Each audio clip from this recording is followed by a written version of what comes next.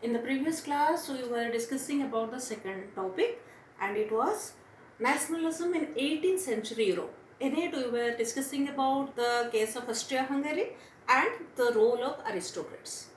Now let us go for the third topic, role of middle class. Middle class always played a very important role in any country for any movement. In Europe also, nationalism mostly was taken away, or the concept of nationalism was developed by the middle class. Okay. Now let us go for the term liberalism.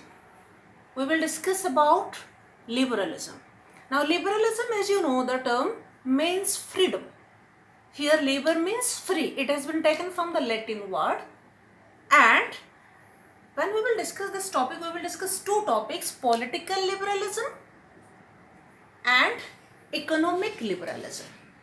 These two topics can have 5-mark questions each. So let us discuss about political liberalism.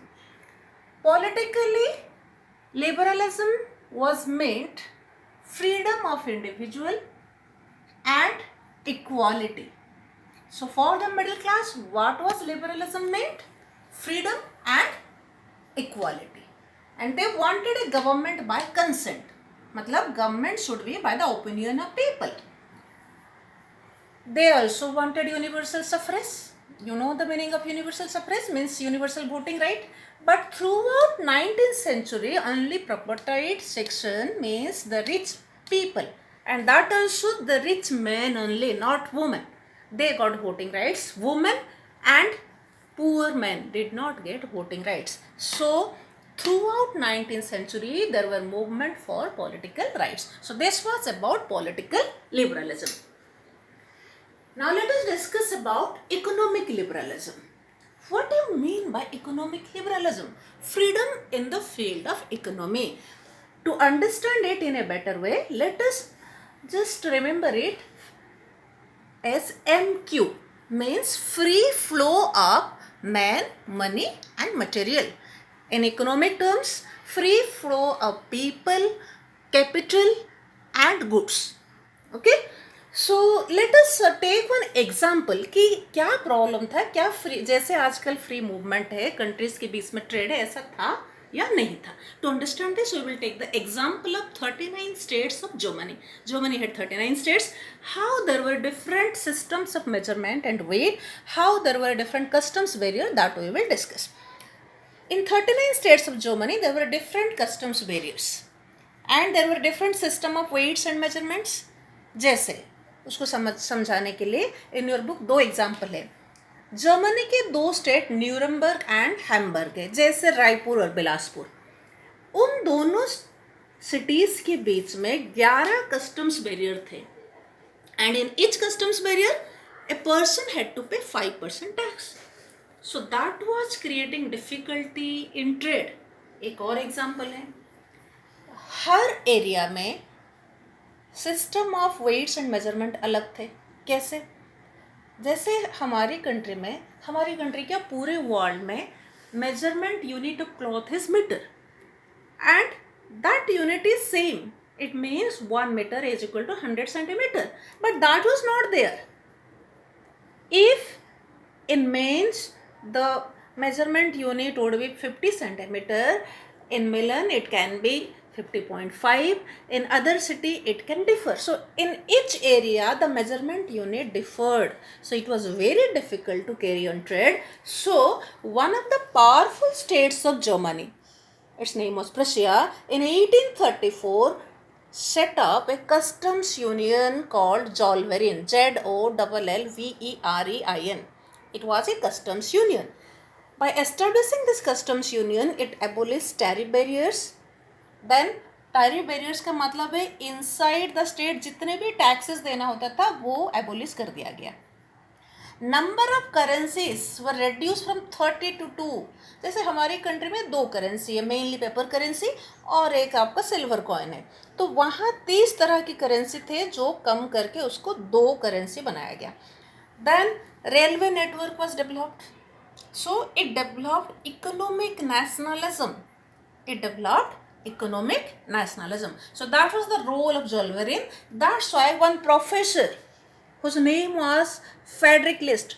Don't remember his fried rich. Okay, या fried rice नहीं याद रखना है. Frederick List was a professor in an university of Germany. What he wrote about Zollverein? The aim of Zollverein is to bind the Germans economically into a nation. This is a statement. There can be a statement-based question that what was the aim of Zollverein? The aim of Zollverein was to bind the German nations economically into a nation. So it means Prussia took an initiative to unite the German 39 states economically. तो definitely अगर economically nation was united it will ultimately lead to political unification. Okay, अगर business purpose में सारे लोग इकट्ठा हुए तो धीरे धीरे वो नेशनलिज्म डेवलप करेगा. Okay, now the next topic हमने लिबरलिज्म पढ़ा, political liberalism and economic liberalism. Next topic हम पढ़ेंगे कंजर्वेटिज्म में क्या चेंज आया. Now you know the term conservatism. जैसे आप लोगों को 3 टाइप्स में डिवाइड करते हैं. You have discuss in chapter 2 of 9th 3 categories of people: conservatives, liberals and radicals. Conservatives are those who believe in old institutions, old traditions, old thinking. They don't want any change. But हम यहाँ क्या पढ़ेंगे? Conservatism after 1815.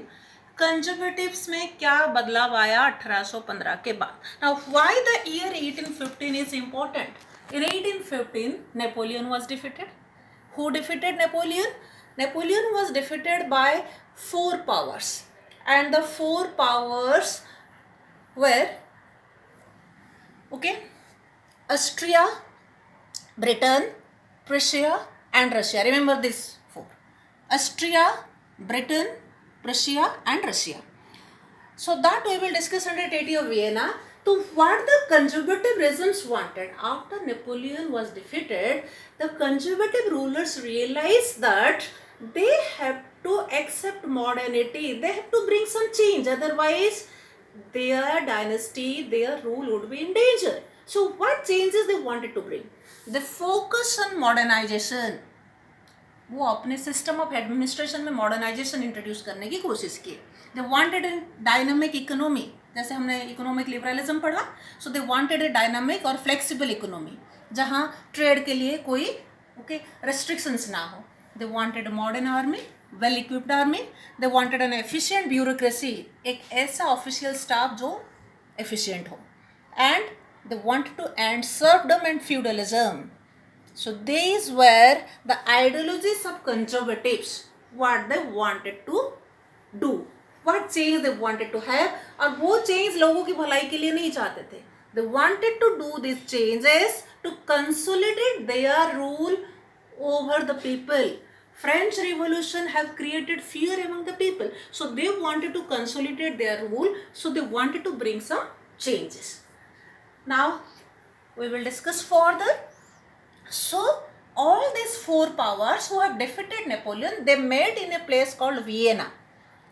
Treaty of Vienna. Vienna was the place where the agreement was signed. ये 4 country इकट्ठा हुए who have defeated Napoleon. अब France में उन्होंने क्या किया? Bourbon dynasty was restored. आपने पढ़ा था क्लास 9th में, Louis 16 belong to Bourbon dynasty. तो सबसे पहला काम कंजर्वेटिव्स ने ये किया कि बॉर्बन डायनेस्टी को फ्रांस में रिस्टोर कर दिया.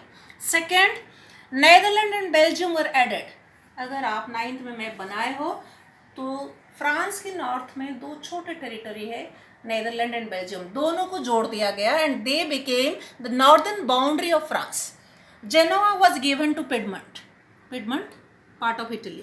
Poland was given to Russia, and Austria got northern part of Italy. Austria got northern part of Italy. So what was Treaty of Vienna? Treaty of Vienna was just distribution of territories conquered by France. Sometimes there is a question that the Vienna settlement was to undo the changes made by Napoleon. Napoleon जो changes लाया था, इसका मतलब जो territory कंकर किया था उसको the victorious countries आपस में बांट लिए. तो what will you write under Treaty of Vienna? जितने टेरिटरीज फ्रांस ने कनकर किया था, कितने टेरिटरीज क्या किया था, that I have given A briefing. So these territories were divided among the victorious countries.